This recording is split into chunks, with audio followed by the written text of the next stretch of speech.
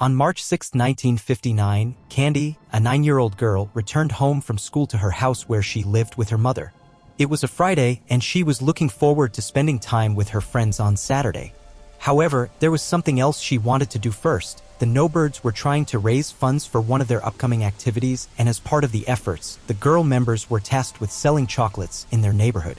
Candy had 7 boxes of camphorides to sell and planned to do so that day. She asked permission from her mother, Elaine, who granted it. However, Elaine reminded her not to stay out too long and to come home before dark. It was a rule Candy always obeyed, but Elaine always made a point to remind her when she left the house. If Elaine had known that day would be different, she would never have allowed her daughter to leave home.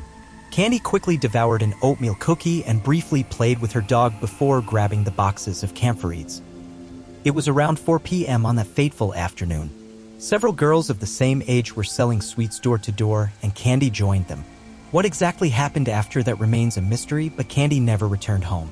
Around 5:30 p.m., Elaine began to worry. She knew it wasn't typical for Candy to stay out so late. The minutes seemed to drag on endlessly, turning into hours for Elaine. Although she continued to hear the sound of footsteps approaching the house, Candy never appeared. At 6 p.m., her anxiety reached its peak, and she was certain something was wrong. She quickly informed Candy's grandfather of the situation. Other relatives, friends, and neighbors were also alerted to Candy's disappearance, and by 6:30 p.m., a small group of people was mobilized to search for her. They began questioning local residents about Candy's whereabouts, and some people had seen her earlier carrying the boxes of camphorides she was selling, but no one knew for sure where she could be now. Around 7 p.m., Candy's grandfather, Milton, and his friends were nearly hit by a speeding car but managed to escape danger. Although shaken, they immediately turned their attention back to finding Candy. With the sky darkening, the search in the dim light became increasingly challenging, but the men held out hope of finding Candy before nightfall. At some point, authorities were alerted to the girl's disappearance, and soon police officers and sheriff's deputies joined the search. Around 9 p.m., a search party found some boxes of camphorides, and many believed they were the same ones Candy was selling. 6 boxes were recovered that night, but Candy had left home with 7. The search that night was unsuccessful. There was no sign of Candy anywhere. Elaine could hardly sleep through the night. Many thoughts plagued her, and she wondered if her daughter was safe. The uncertainty was agonizing, and she cried silently, praying for Candy's safe return home. Everyone wondered what could have happened to Candy. Had she been the victim of an accident? Attacked by an animal or another person? Or was she just lost? Some of these questions would only find answers 60 years later.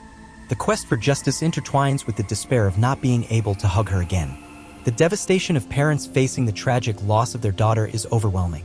Pain, anger, and a profound emptiness intertwine in a whirlwind of emotions. They recall her laughter, her innocence, and wonder how to face a future without her. The quest for justice intertwines with the despair of not being able to hug her again. Candy's father could not overcome this situation. The case leads us to the town of Quem, located in the state of Washington, United States. Known for its rich cultural heritage and natural beauty, it has become a popular destination for outdoor enthusiasts. With a river winding through its center, the town offers prosperity with a variety of shopping and dining options. Furthermore, it is famous for being the birthplace of Father's Day and for hosting the annual Lilac Festival, which celebrates the blooming of the characteristic flower of the region. Candy, born in the year 1950, was Elaine's only child. Consequently, her parents cherished her deeply. At some point, Elaine and Cal's marriage collapsed for unknown reasons, leading to their divorce and separate paths. Candy remained under the care of her mother, who at the time was a teacher. Elaine, Quem's mother, ensured to take care of her daughter in the best way possible. Quem was already a popular figure in her community, and those who knew her described her as a friendly and amiable girl who loved to laugh. In 1959, Quem was 9 years old and attending 4th grade at Holmes Elementary School. Like most girls her age at the time, Quem joined a youth organization known as the Bluebirds. She actively participated in the group's activities, which included camping, community service, hiking, and more. Quem cherished every moment and embraced all activities with enthusiasm. Candy was becoming a bright and happy girl with a future that seemed very promising. However, no one expected that a poignant tragedy would soon take her away, shaking the entire community. On March 6, 1959, after Candy left to sell mints, she did not return. As the hours passed, there was no sign of her return, and the family began to grow desperate, fearing the worst. March 7, 1959. On Saturday morning, almost everyone in town had received news of Candy's disappearance. Well-intentioned individuals marched in large numbers to begin the search for her. Police officers patrolled the area on horseback and in vehicles, scouring the forest and main roads. Even aircraft were mobilized to assist in the search, including a helicopter provided by the Air Force. On board were 4 individuals and a pilot, flying over the rivers in search of any sign of Candy. However, the pilot did not spot a high-voltage wire until the last moment, resulting in a fatal accident. The helicopter lost control and crashed into the river, resulting in the instant death of 3 of the 5 men on board. Aviator Merlise the Ray and Sergeant William McDonald were 2 of the 3 men who tragically lost their lives that day. Everyone involved in the search for Candy was deeply saddened by the tragic event, but it did little to deter them from continuing the search. They remained determined and redoubled their efforts. No one wanted the deaths of the 3 heroes to be in vain. However, despite all efforts, they were not lucky in locating Candy. For several days, it seemed she had simply disappeared without a trace. Each day Candy remained missing, Elaine seemed more like a shadow of herself. She refused to touch her meals and constantly seemed to be distant. Not knowing the whereabouts of her only daughter was slowly driving her insane. The weight on her heart was simply unbearable. March 22, 1959. 16 days had passed since Candy's disappearance, and it was on this day that she was found. That afternoon, 2 aviators named Roard Lawrence and Richarding were hunting marmots in a wooded area about 11 kilometers from Candy's house. As they reached a small clearing in the forest, they noticed a pair of blue suede shoes. The craftsmanship of the shoes and the small size indicated they belonged to a child. Perplexed, they wondered how the shoes had ended up so far from town.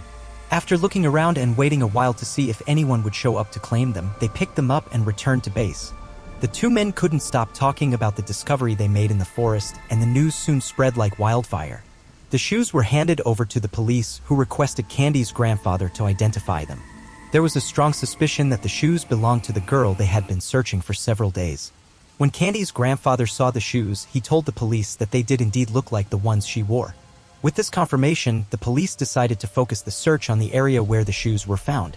As it was already getting dark, it would be difficult to conduct a search that night, so they agreed to wait until the next day.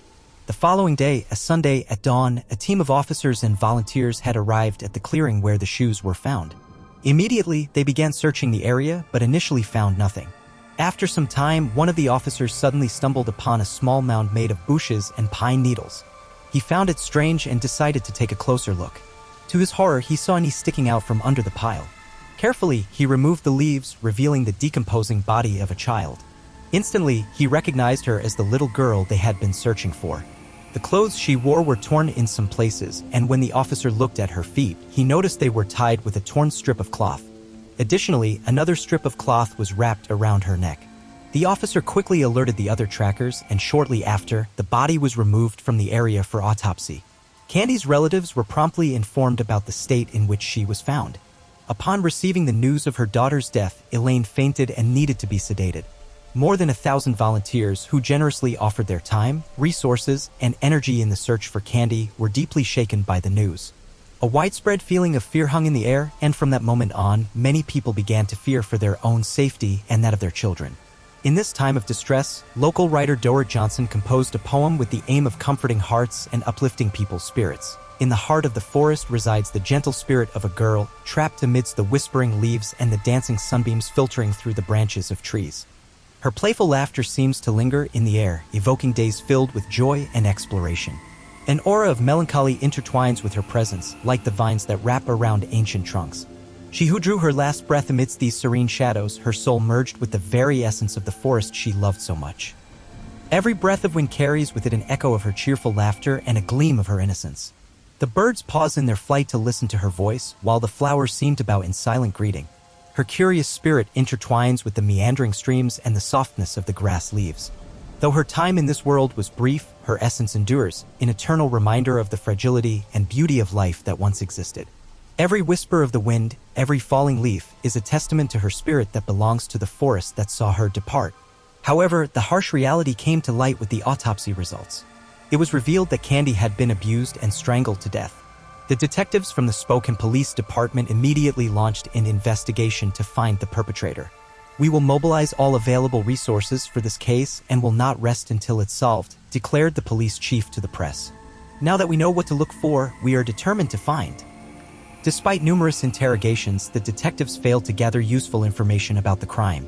The initial prime suspect that the authorities considered as a possible perpetrator was an incarcerated serial killer named Rio Bayer Morse. There were substantial reasons to suspect his involvement.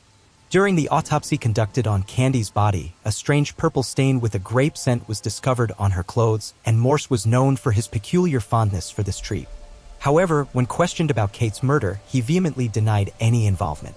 Without concrete evidence linking him to the crime, it was impossible to formalize charges against him. Nonetheless, he remained the prime suspect in the case for a long time.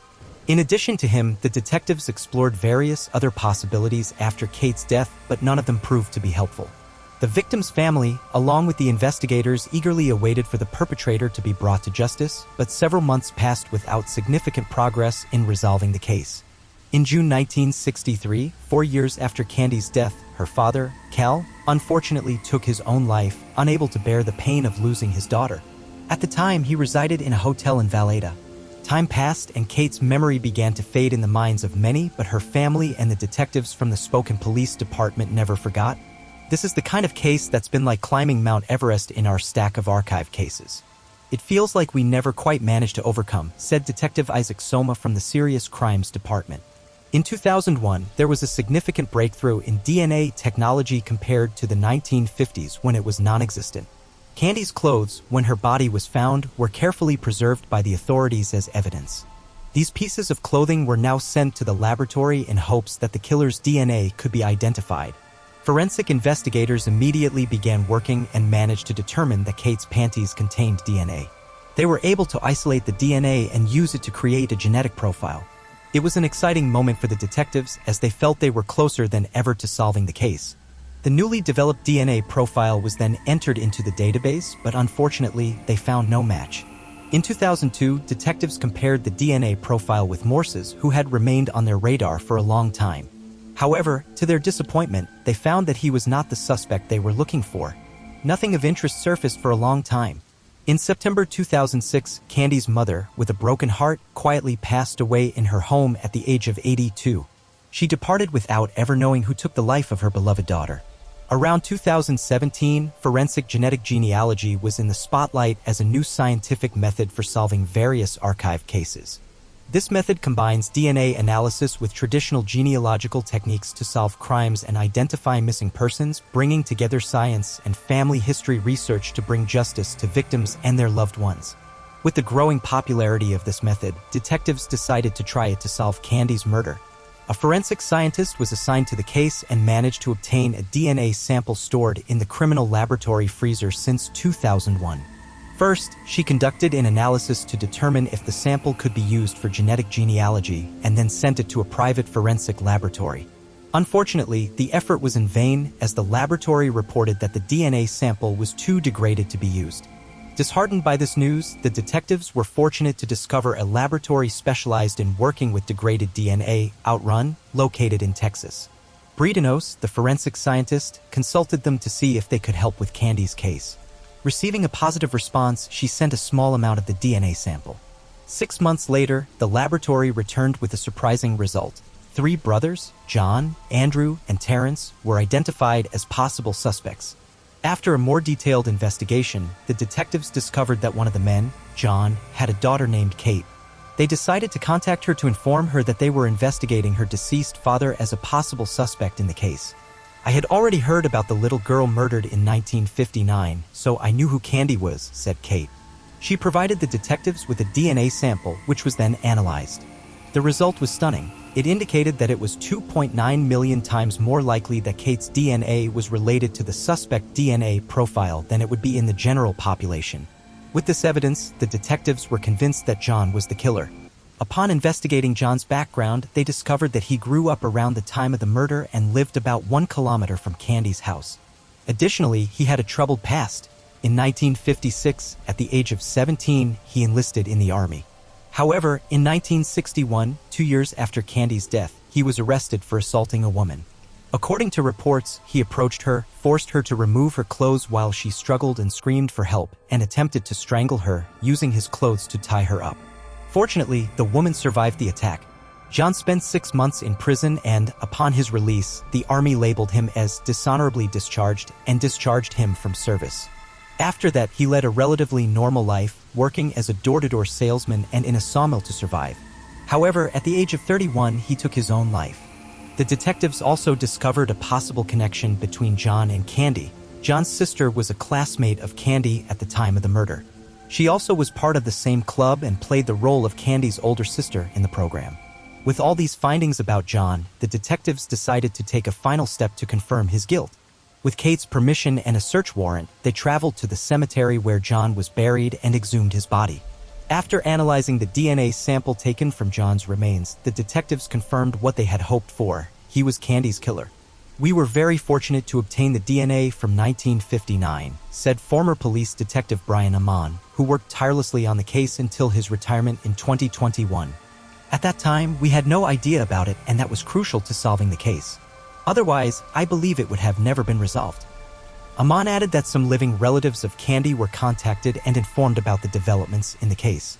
"It wasn't the best outcome, but at least it's some form of closure to know that the responsible person has a name. They may be in a grave, but they have a name." However, Kate's relatives were saddened by the fact that her grandparents and parents never found out who took her life. They never saw justice being served. They went to their graves not knowing, and that was hard. The revelation that her own father was the murderer shook Kate to the core. "It's very sad to find out that someone, not just your father, but someone from your own family, could commit such a terrible act," she said. John passed away when she was only 9 years old, and she grew up believing he had committed suicide due to depression. "Now, I think differently. He wasn't a bad man. It wasn't an escape, but he managed to die with people thinking he was honest, and he wasn't." Kate also publicly apologized for her father's crime and the pain caused to the victim's family. "I'm sorry for what my father did in taking her life in such a horrible way," she said. "I hope it brings some comfort to know that, even though there is no justice because he didn't receive punishment, at least his name had it. Now they can find some resolution through the actions of one man." A family plunged into pain and unknowingness for over 60 years.